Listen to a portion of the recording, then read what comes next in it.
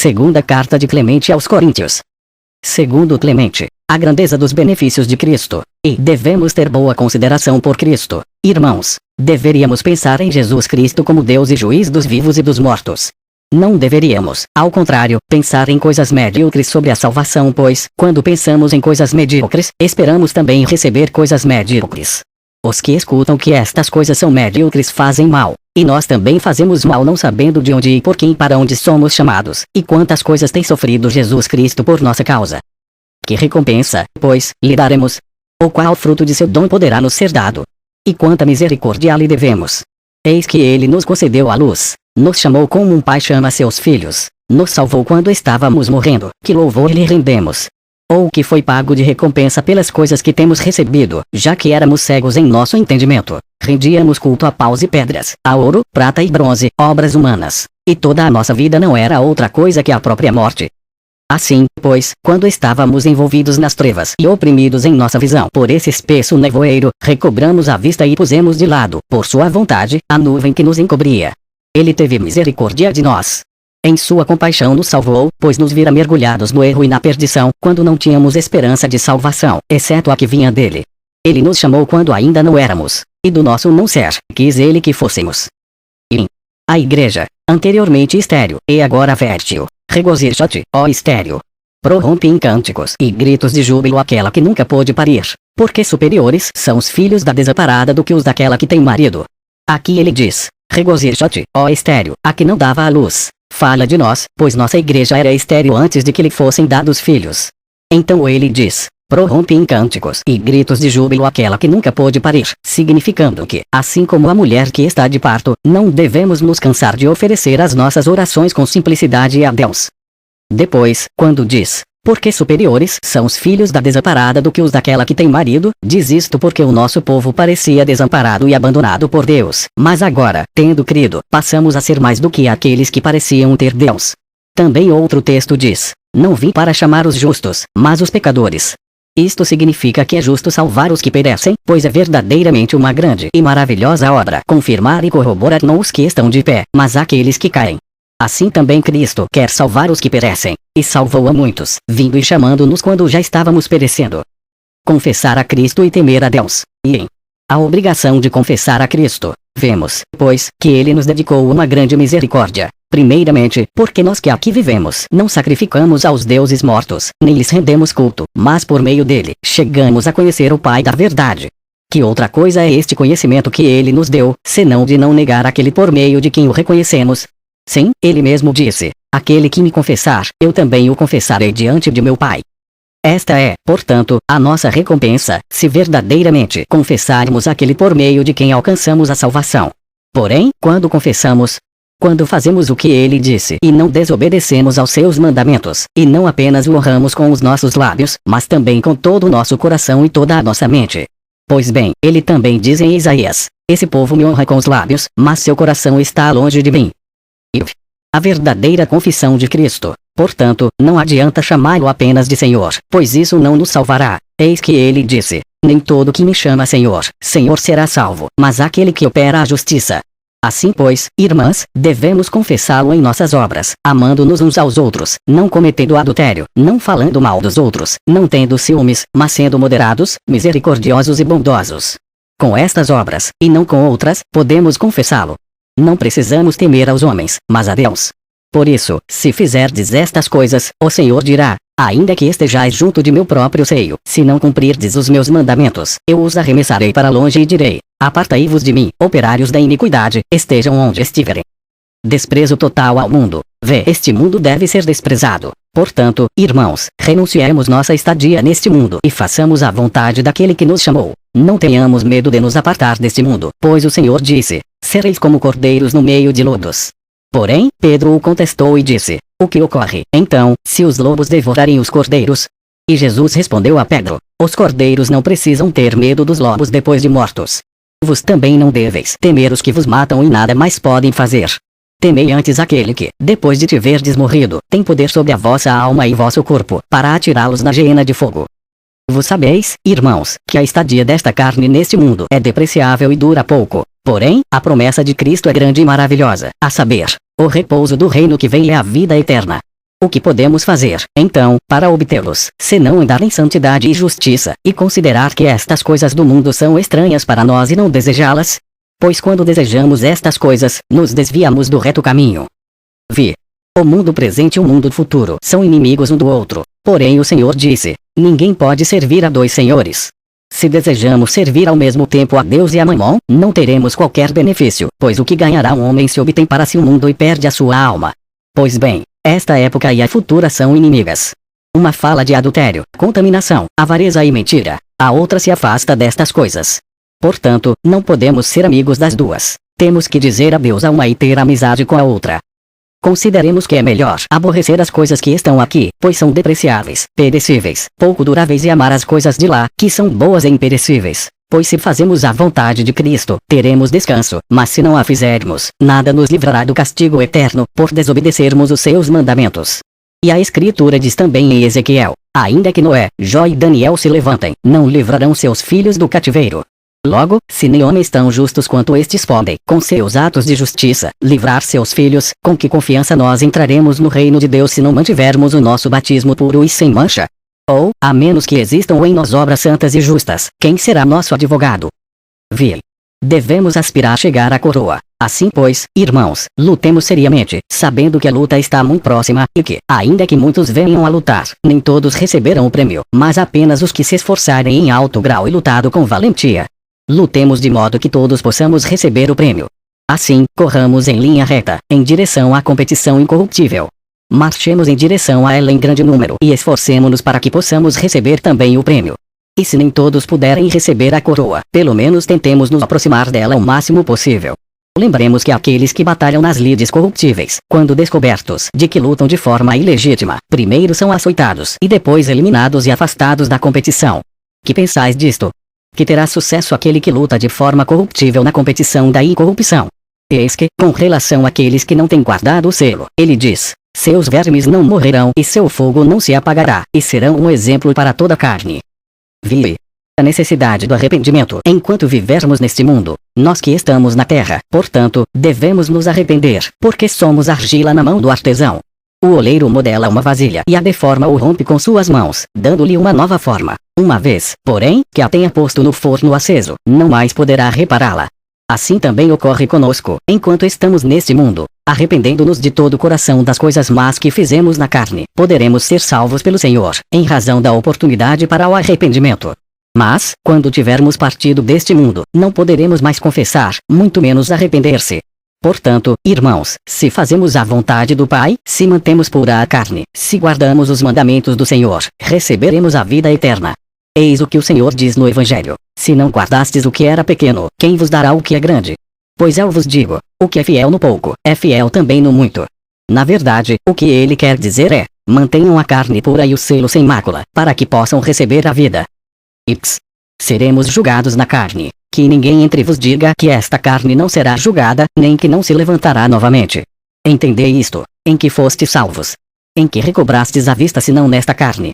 Portanto, temos que guardar a carne como templo de Deus, pois da mesma forma que fostes chamados na carne, sereis também julgados na carne.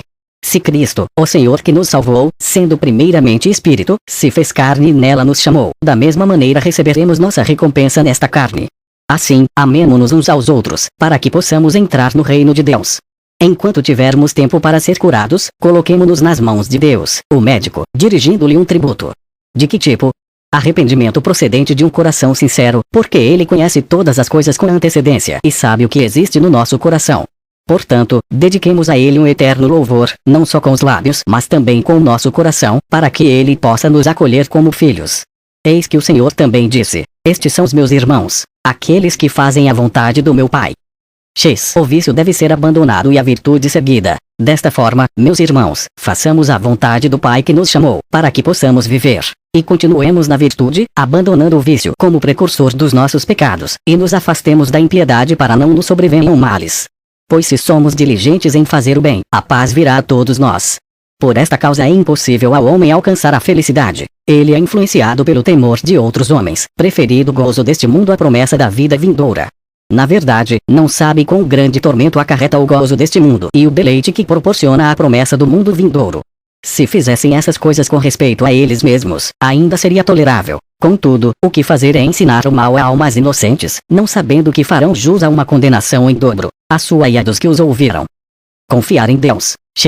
Devemos seguir a Deus e confiar nas suas promessas. Portanto, sirvamos a Deus com coração puro, para sermos justos. Porém, se não o servirmos, porque não cremos na promessa de Deus, seremos desgraçados, pois a palavra da profecia diz também: desgraçados os indecisos, que duvidam em seu coração e dizem: essas coisas temos ouvido, inclusive nos dias de nossos pais. Entretanto, temos aguardado dia após dia e nada temos visto.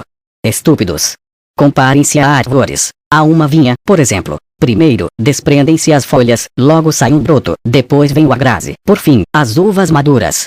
Do mesmo modo meu povo passou por problemas e aflições, porém, depois receberá as coisas boas.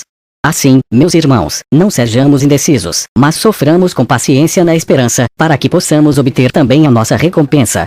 Porque fiel é aquele que prometeu pagar a cada um a recompensa por suas obras. Se temos feito justiça, portanto, aos olhos de Deus, entraremos em seu reino e receberemos as promessas que nenhum ouvido ouviu, nem nenhum olho viu, nem ainda acessou o coração do homem. Devemos olhar constantemente para o reino de Deus. Deste modo, esperemos o reino de Deus, hora após hora, com amor e justiça, já que não sabemos qual será o dia da aparição de Deus. Eis que o mesmo Senhor, quando certa pessoa lhe perguntou quando viria o seu reino, respondeu: quando os dois forem um, quando o que estiver fora for como o que estiver dentro, e o varão for como a mulher, não havendo nem varão, nem mulher. Pois bem, os dois são um quando dizemos a verdade entre nós e entre dois corpos haverá apenas uma alma, sem divisão. E, ao dizer que o exterior será como o interior, quer dizer isto: o interior é a alma e o exterior é o corpo. Portanto, da mesma maneira que aparece o corpo, se manifesta a alma em suas boas obras. E, ao dizer o varão como a mulher, nem varão, nem mulher, significa isto: que um irmão ao ver uma irmã não deveria pensar nela como sendo sua mulher e que uma irmã ao ver um irmão não deveria pensar nele como sendo seu homem. Se fizerdes estas coisas, diz ele, logo virá o reino de meu Pai. Deus e a Igreja espiritual. O nome de Deus não deve ser blasfemado. Assim, irmãos, arrependamo-nos imediatamente. Sejamos sóbrios para o que é bom, pois estamos cheios de loucura e maldade. Apaguemos os nossos pecados anteriores e arrependamo-nos com toda a alma, para que sejamos salvos. E não agrademos os homens, nem desejemos agradar uns aos outros somente, mas também aos que estão fora, com a nossa justiça, para que um nome não seja blasfemado por causa de nós. Porque o Senhor disse: meu nome é blasfemado de todas as formas entre os gentios. E também, ai daquele em razão de quem seja blasfemado o meu nome. No que é blasfemado? Quando não fazeis as coisas que desejo, pois os gentios, quando ouvem da nossa boca as palavras de Deus, se maravilham de sua formosura e grandeza. Porém, quando descobrem que as nossas obras não são dignas das palavras que pregamos, imediatamente começam a blasfemar, afirmando que é um conto mentiroso e um engodo. Porque, quando ouvem que lhe falamos que Deus diz: qual é o vosso merecimento, se amais os que vos amam? Será vosso merecimento se amardes os vossos inimigos e aqueles que vos aborrecem? Quando ouvem estas coisas, repito, ficam maravilhados de sua soberana bondade. Porém, quando percebem que não apenas não amamos quem nos aborrece, como também não amamos nem aos que nos amam, passam a nos gozar e a nos depreciar, e o nome é blasfemado. A Igreja Espiritual. Portanto, irmãos, se fazemos a vontade de Deus, nosso Pai, pertenceremos à primeira igreja, que é espiritual, que foi criada antes do sol e da lua. Porém, se não fazemos a vontade do Senhor, seremos como a Escritura, que diz: minha casa se transformou em covil de ladrões. Logo, prefiramos ser a igreja da vida, para que sejamos salvos. E não creio que ignoreis que a igreja viva é o corpo de Cristo, porque a Escritura diz: Deus fez o homem, varão e mulher. O varão é Cristo, a mulher é a igreja. E os livros e os apóstolos declaram de modo inequívoco que a igreja não apenas existe agora, pela primeira vez, como assim desde o princípio, porque era espiritual, como nosso Jesus também era espiritual. Porém, foi manifestada nos últimos dias para que ele possa nos salvar.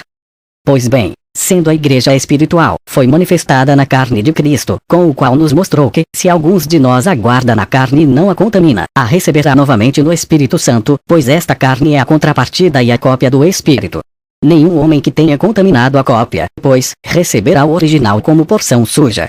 Isto é, portanto, o que ele quer dizer: irmãos, guardai a carne para que possais participar do Espírito. Porém, se dizemos que a carne é a igreja e o Espírito é Cristo, então o que trabalhou de forma corruptível com a carne também trabalhou de forma corruptível com a igreja. Logo, este não participará do Espírito, que é Cristo. tão excelente é a vida e a imortalidade que esta carne pode receber como sua porção o Espírito Santo que vai unido a ela. Ninguém pode declarar ou dizer as coisas que o Senhor preparou para os seus eleitos. Justificação e juízo final. XV. Quem salva e quem é salvo? Pois bem, não creio que haja dado nenhum conselho depreciado a respeito da continência. Não me arrependo do que escrevi, pois quis salvar a outro e a mim, seu conselheiro. Porque é uma grande recompensa aconselhar uma alma extraviada, próxima do perecimento, para que possa ser salva. Esta é a recompensa que podemos dar a Deus, que nos criou, se o que fala e escuta, por sua vez, fala e escuta com fé e amor. Portanto, permaneçamos nas coisas que cremos, na justiça e santidade, para que possamos, com confiança, pedir a Deus que diz: quando ainda estás falando, eis que estou aqui contigo, porque estas palavras são a garantia de uma grande promessa, pois o Senhor diz de si mesmo que está mais disposto a dar do que pedir. Percebendo, pois, que somos participantes de uma bondade tão grande, não andemos remissos em obter tantas coisas boas, porque, assim como é grande o prazer que proporcionam estas palavras aos que as escutam, assim será também a condenação que acarretam sobre si mesmos aqueles que as desobedecem. XVI. Preparação para o dia do julgamento. Portanto, irmãos, sendo assim que a oportunidade que temos para o arrependimento não tem sido pequena, já que tivemos tempo para ela, voltemo-nos para Deus, que nos chamou, enquanto temos alguém para nos receber.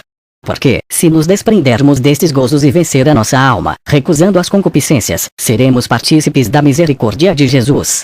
Sabeis que o dia do juízo vem chegando, como um forno aceso, os poderes do céu se dissolveram, e toda a terra se derreterá como o chumbo levado ao fogo, e então se descobrirá os segredos das obras ocultas dos homens. A esmola é coisa boa para se arrepender do pecado. O jejum é melhor que a oração, mas a esmola é melhor que esses dois. O amor cobrirá uma multidão de pecados, porém a oração feita em boa consciência livrará da morte. Bem-aventurado o homem que tiver abundância destas coisas, porque a esmola quitará o peso do pecado. Shvil. Continuação. Arrependamo-nos, pois, de todo o coração, para que nenhum de nós pereça durante o caminho, pois se recebemos o mandamento de que devemos também nos ocupar disto, afastando os homens de seus ídolos e instruí-los, como é péssimo que uma alma que conhece a Deus venha a perecer. Assim, ajudemo-nos uns aos outros, de modo que possamos guiar o débil até o alto, abraçando o que for bom, a fim de que todos possam ser salvos. E convertamo-nos e admoestamo-nos uns aos outros. E não pensemos em atentar e crer somente agora, quando estamos sendo admoestados pelos presbíteros, mas também quando partirmos para as nossas casas. Recordemos os mandamentos do Senhor e não permitamos ser arrastados para outro caminho por nossos desejos mundanos. Assim mesmo, venhamos aqui com mais frequência e esforcemo-nos em progredir nos mandamentos do Senhor, para que, unânimes, possamos ser reunidos para a vida, pois o Senhor disse: venho para reunir todas as nações, tribos e línguas. Ao dizer isto, fala do dia da sua aparição, quando vier nos redimir, a cada segundo as suas obras. E os não crentes verão a sua glória e o seu poder, e cairão assombrados ao ver o reino do mundo ser entregue a Jesus. Então dirão: ai de nós, porque tu eras e nós não te conhecíamos e não críamos em ti, e não obedecemos aos presbíteros quando nos falaram da nossa salvação. E os vermes não morrerão e seu fogo não se apagará, e servirão de exemplo para toda a carne. Está dito do dia do juízo, que os homens verão aqueles que, entre vós, viveram vidas ímpias e tiveram obras falsas quanto aos mandamentos de Jesus Cristo. Porém, os justos, tendo boas obras e sofrido tormentos, bem como aborrecidos prazeres da alma, quando contemplarem aos que têm obras más e negaram a Jesus com suas palavras e atos, sendo castigados com penosos tormentos e um fogo inextinguível, darão glória a Deus, dizendo: há esperança para aquele que serviu a Deus de todo o coração. Shvi. O autor, ainda pecador, busca a salvação. Assim, sejamos contados entre os que rendem graças, entre os que serviram a Deus, e não entre os ímpios que serão julgados. Porque eu também, sendo um grande pecador, e ainda não livre da tentação, em meio às ciladas do diabo, procuro com diligência seguir a justiça, para poder, pelo menos, chegar próximo, já que temos juízo vindouro. Exortações finais. Shakes. Recompensa dos justos, ainda que possam sofrer. Portanto, irmãos e irmãs, após ouvir o Deus da verdade, leio-vos uma exortação a fim de que possais prestar atenção às coisas que estão escritas, para que possais salvar-vos a vos mesmos e aos que vivem no meio de vós. Peço-vos como que uma recompensa: arrependei-vos de todo o coração e procureis a salvação e a vida. Fazendo isto, estabeleceremos um objetivo para todos os jovens que desejam esforçar-se na perseguição da piedade e da bondade de Deus. E não nos desanimemos ou aflijamos, como os estúpidos, quando alguém nos aconselhar para que deixemos a injustiça e busquemos a justiça, porque às vezes, quando temos obras más, não nos damos conta disto por causa da indecisão e incredulidade que bate nos nossos peitos, e nosso entendimento é encoberto pelas nossas vãs concupiscências. Portanto, ponhamos em prática a justiça, para que possamos ser salvos até o fim. Bem-aventurados aqueles que obedecem esses mandamentos. Ainda que precisem sofrer aflição por um breve momento no mundo, reconhecerão o fruto imortal da ressurreição. Assim, que não se aflija o que é piedoso, ainda que desgraçado nos presentes dias, pois o espera tempos de boa aventurança. Voltará a viver no céu com os padres e se regozijará durante toda a eternidade, sem quaisquer penas. XX. As verdadeiras riquezas. Não permitas tampouco que isto perturbe a tua mente. Ver os ímpios possuírem riquezas e os servos de Deus sofrerem apertos. Tenhamos fé, irmãos e irmãs. Estamos lutando nas fileiras de um Deus vivo. Recebemos treinamento na vida presente para que possamos ser coroados na vida futura. Nenhum justo recolheu o fruto rapidamente, mas espera que este chegue. Porque se Deus desse imediatamente a recompensa aos justos, então nosso treinamento seria pago de forma comercial, e não conforme a piedade, porque não seríamos justos em razão da piedade, mas por causa da ganância. E por isso o juízo divino alcança o espírito daquele que não é justo, e o acorrenta. Há um único Deus invisível, Pai da verdade, que nos enviou o Salvador e Príncipe da imortalidade, por meio do qual Deus também nos manifestou a verdade e a vida celestial. A Ele seja a glória pelos séculos dos séculos. Amém. Fim.